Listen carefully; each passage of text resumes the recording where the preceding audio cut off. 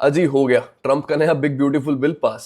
और उधर Elon Musk ने अनाउंस कर दिया अपनी नई पॉलिटिकल पार्टी का लॉन्च इसके तुरंत बाद एज प्रॉमिस्ड। पर ड्रामा साइड रख के पहले बिल की बात कर लेते हैं, जिसके हाइलाइट्स का स्टार सेगमेंट है टैक्स कट्स। ट्रंप ने अपने पहले टर्म में 2017 में टैक्सेस कट किए थे, बट तब कांग्रेस ने इनको टेम्पररी मंजूरी दी थी जो 2025 में एक्सपायर होने वाले थे। मतलब टेक्निकली 2017 से पहले वाले ऊंचे टैक्स रेट्स दोबारा लागू हो जाते, बट इस नए कानून के पास होने के बाद ये घटे हुए टैक्स रेट्स जो अभी चल रहे हैं ये परमानेंटली एक्सटेंड कर दिए गए। चाइल्ड टैक्स क्रेडिट्स और एस्टेट एंड गिफ्ट टैक्स जैसे एग्जेम्पशंस की गाइडलाइंस और बढ़ा दी। सॉल्ट वाले लोकल टैक्सेस की डिडक्शन फ्रॉम फेडरल टैक्सेस की लिमिट पहले $10,000 थी, इसको बढ़ा के $40,000 कर दिया। मतलब फेडरल टैक्स में से आप इतने पैसे कम कर सकते हो भरने को अगर आपने स्टेट में पहले भर रखे हैं, बट ये सिर्फ उनके लिए जिनकी इनकम $500,000 से कम है।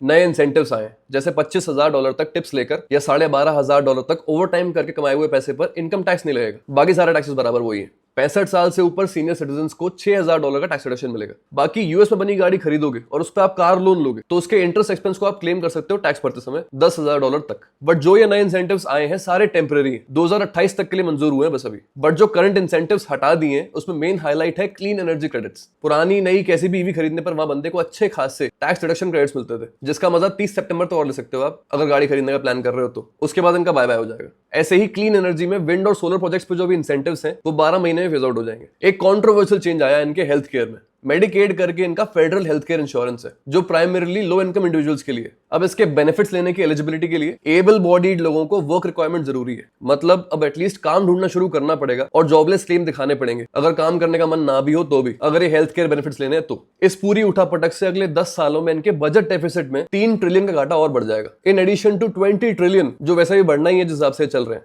तो बेसिकली यूएस पर कर्जा और बढ़ेगा। अब उसके मैक्रो इफेक्ट्स हमने पहले भी कवर किए हैं, फिर कर लेंगे, बट आप इसको दोबारा देखो और पॉइंट बाय पॉइंट हिसाब लगाओ कौन सी कंपनीज को फायदा या नुकसान पहुंचेगा इन चेंजेस का। क्या उसमें कोई इंडियन कंपनीज भी हैं डायरेक्टली या इनडायरेक्टली एज सप्लायर्स। हम फिर मिलते हैं।